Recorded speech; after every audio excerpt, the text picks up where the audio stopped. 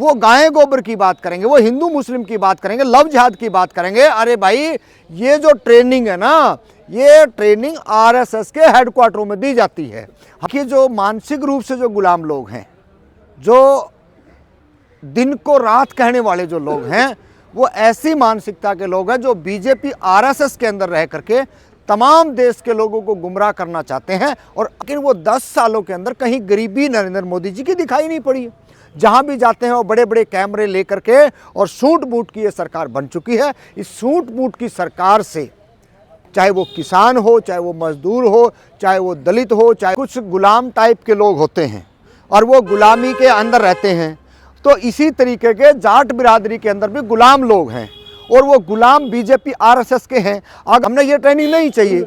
इस देश के अंदर आम जन का मामला अगर देखा जाए, नौकरियां पहले भी मिलती थी और आज भी नौकरी, 2 करोड़ नौकरियों की बात करने वाले 2000 नौकरी नहीं दे पा रहे हैं। ये तो आम जनता को समझना पड़ेगा।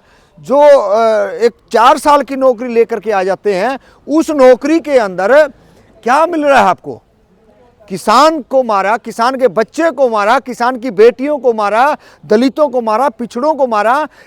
नरेंद्र मोदी की सरकार ने कोई ऐसा जन नहीं छोड़ा जिसको ठगा नहीं हो। और अब इस ठगी से बाहर निकलने का 24 के अंदर हमारे पास जो एक 24 से 10 सालों में नरेंद्र मोदी जी ने बहुत ऐसा काम किया है जो कांग्रेस नहीं कर पाई, और इसलिए जनता बोल रही है कि इस बार फिर से चाहिए। देखिए, नरेंद्र मोदी जी ने, हम बार बार कह रहे हैं, ये तो कांग्रेस पार्टी थे, विपक्षी जो दल थे क्षेत्रीय, उनकी नाकामी रही कि जो काम उन्होंने ज़मीन पे किया है वो धरातल पे जनता को बता नहीं पाए, और उसी का फ़ायदा उठा करके इन्होंने कोई काम नहीं किया। मैं दोबारा दोहरा देता हूँ, इस देश के अंदर इन्होंने जाट, नॉन जाट, यादव नॉन जाट, गुजर नॉन जाट, ओबीसी अति पिछड़ा करके इस देश के अंदर जो डिवाइडर रूल अपनाया है, और उसी का फ़ायदा उठाकर 25 से 30% वोट जो है इन्होंने हथियाया, और उसी के मार्फत ये सत्ता में बैठे हैं। लेकिन अब आम जनता को पता लग चुका है, जिसका बच्चा एमए, ग्रेजुएशन, पीएचडी कर रहा है, उसको कहीं नौकरी नहीं है। जिसका जिंदा जागता उदाहरण आप लोगों ने देखा है कि जंतर मंतर पर जब नहीं बोलने दिया, इस देश का 60 लाख युवा बेरोजगार पार्लियामेंट के अंदर जा गया है। और पार्लियामेंट के अंदर किस लिए क्यों गया? क्योंकि उसकी मजबूरी ये थी। और कौन लोग थे? मजबूरी थी। लोग कौन थे? वो इस देश के मूल पिछड़ा वर्ग के लोग थे, इस देश के मजदूर, किसान, कमेरा वर्ग के लोग थे। और आज उस मुख्य मुद्दे से भटकाने के लिए 150 सांसदों को पार्लियामेंट से बाहर कर दिया। ये नरेंद्र मोदी की उपलब्धियां हैं क्या? और अरे भाई, जो जन रोड पे नहीं आप बोलने दोगे, जो पार्लियामेंट में चुने हुए मेंबरों को नहीं बोलने दोगे, तो भैया कहीं ना कहीं तो रास्ता बनाना पड़ेगा। और उन बच्चों ने अपने हक अधिकार के लिए, अपने व्यक्तिगत नहीं, इस देश के आम जन जो 60 लाख बेरोजगार हैं, किसान हैं, जो अशिक्षित लोग हैं, उनके लिए आवाज़ उठाई है। और इस आवाज़ को हम दबने नहीं देंगे। जितना मर्जी इस देश के अंदर खून बहाए बीजेपी आरएसएस, लेकिन हम माफ़ीनामा नहीं मांगेंगे। सर, जाट की बहुत बड़ा रोल है हरियाणा, राजस्थान और पंजाब में, बहुत बड़ी संख्या में है। क्या लगता है इस बार जाट किसका समर्थन रहेंगे? देखिए, अपनी पार्टी का अपना राष्ट्रीय अध्यक्ष चुनना था, और बड़े शालीनता से, बड़े प्यार से, और जो सामाजिक ताना बाना होता है उस तरीके से नीतीश कुमार जी को राष्ट्रीय अध्यक्ष बना दिया गया है। बिहार के मुख्यमंत्री भी हैं और राष्ट्रीय अध्यक्ष भी हैं। और अब पूरे देश के अंदर जिस तरीके से 2024 के चुनाव नज़दीक आ रहे हैं, तो इस देश के अंदर जो नीतीश जी ने जो बीड़ा उठाया था जातिगत जनगणना का मामला, वो कहीं अभी जो ज़मीनी स्तर पे जो आम जनमानस है उसकी समझ से कहीं परे है, ऐसा नीतीश कुमार जी को हमारी समझ में लग रहा था।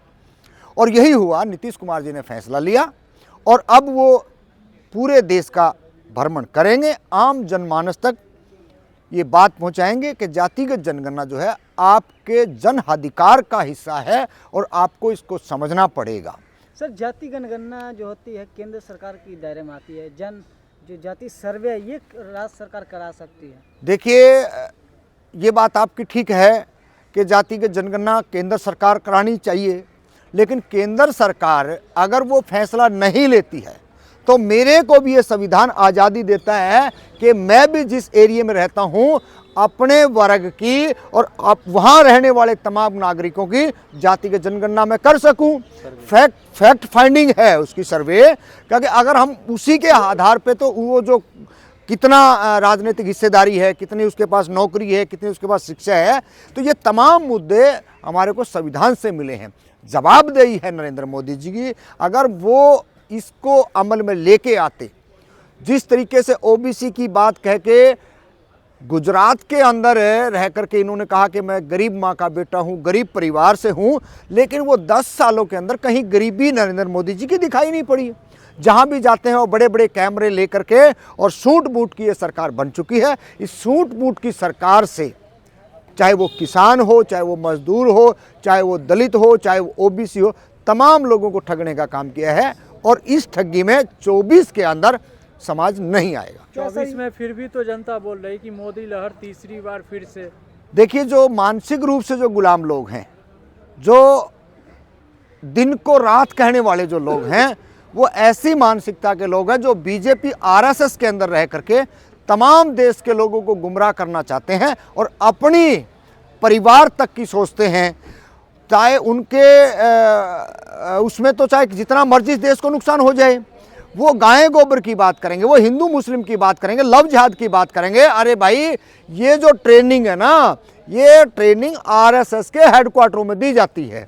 कुछ गुलाम टाइप के लोग होते हैं और वो गुलामी के अंदर रहते हैं।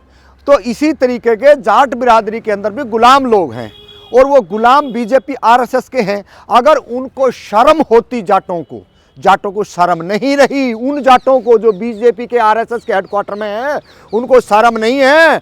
अगर उनको शर्म होती तो ये बहन बेटियों के ऊपर बोलते। जब खालिस्तानी, पाकिस्तानी, माओवादी जैसे शब्दों से नवाजा गया, तब वो बोलते। अगर और इतने हथकंडे इस देश के अंदर अपनाए गए, अभी राष्ट्रपति जी कहते हैं, लोकसभा स्पीकर बोलते हैं, हाँ, उपराष्ट्रपति कहते हैं कि जाटों का अपमान हो गया। तो ये बीजेपी की प्रयोगशाला से ऐसे सवाल निकल के आते हैं। चाहे विधुड़ी का मामला देख लो, कटुआ, मुल्ला, भड़ुआ, अरे भाई, ये लोकसभा के सवाल है क्या? तो ये तो तमाम इस देश के लोगों को समझना पड़ेगा, जागना पड़ेगा, बीजेपी से अपना पीछा छुटवाना पड़ेगा। नहीं तो इस देश के अंदर कोई भी ऐसा लोग नहीं होगा जो नरेंद्र मोदी और बीजेपी की सरकार महिला पहलवान लोग जो भी थे, जाट से आते थे, क्या उसका भी अपमान? देखिए, बोले तो नहीं ना।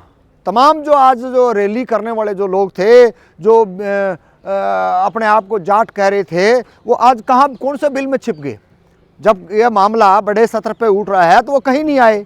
लेकिन हम फिर कह रहे हैं, अगर जाटों को भी जिंदा रहना है, यादव को भी जिंदा रहना है, गुर्जर को भी जिंदा रहना है, तो इस देश के अंदर 33 से 34 से 40% जो आबादी है मूल पिछड़ा वर्ग की, उनकी बात करनी पड़ेगी। अगर असली किसी का कोई नुकसान हुआ है, राजनीतिक में हो, चाहे शिक्षा में हो, चाहे रोजगार में हो, वो मूल पिछड़े वर्ग का नुकसान हुआ है। और मूल पिछड़े वर्ग में कौन है? कमार है, लुहार है, नाई है, तेली है, और मुसलमानों में वो छोटे छोटे व्यवसाय करने वाले लोग हैं जो इस देश के अंदर ठगे गए हैं। राजनीतिक हक उनको नहीं मिल रहा, सामाजिक हक उनको नहीं मिल रहा है, लगातार शोषण इनका हो रहा है। अगर जिंदा लोग हैं, शेड्यूल कास्ट का रिजर्व सीटें हैं, कुछ लोग फायदा उठा रहे हैं, और ताकतवर लोग जो हैं वो पार्लियामेंट के अंदर चुन के जा रहे हैं। जातिगत जनगणना से ये फायदा है कि हम कहीं ना कहीं जो वंचित रहे हैं राजनीतिक से, वो मुख्य धारा में आए, तभी जा करके इस देश के अंदर इक्वलिटी की बात होगी, भाईचारे की बात होगी, सामाजिक न्याय की बात होगी। सर, एक सवाल और है लास्ट। 2024 में विधानसभा हरियाणा में भी चुनाव है, लोकसभा में भी चुनाव है, और कहीं ना कहीं एक तरफ जो महिला पहलवान है वो बीजेपी से नाराज दिखती है। क्या लगता है इस बार जो चुनाव है कांग्रेस की वहाँ सीट? ये हमारे साथी सुरेंद्र पांचाल जी हैं, हरियाणा से हैं, ठेठ 20 सेंटर से ये बात रखेंगे इसमें। क्या कहते हैं सर, जो चुनाव है 2024 में? देखिए, जो 2019 का जो चुनाव अगर बीजेपी जीत पाई तो उसके पीछे भी जाट कम्युनिटी है। और जो 2000 सुनिए, खट्टर जी का जो वही मैं आपको बताना चाह रहा हूँ, जो 2014 का जो चुनाव बीजेपी जीती, उसके पीछे भी जाट कम्युनिटी है। हरियाणा का जो अति पिछड़ा वर्ग है, वो हरियाणा में 32 से 35% है। PPP परिवार पहचान पत्र के माध्यम से ये जानकारी निकल कर आ चुकी हैं। और जो जाट जो अपने आप को दबंग समझते हैं, उन्होंने इन छोटी छोटी जातियों के ऊपर जो अत्याचार किए, जो गाड़ियों के पीछे जो उन्होंने जो लिखा कि मोगरा और जाट भीतर है, ऐसी ऐसी जो चीज़ें उन्होंने सत्ता के नशे में जो उन्होंने काम किए, उसके कारण जो SC वर्ग और BC वर्ग के जो लोग हैं वो उनसे नाराज़ थे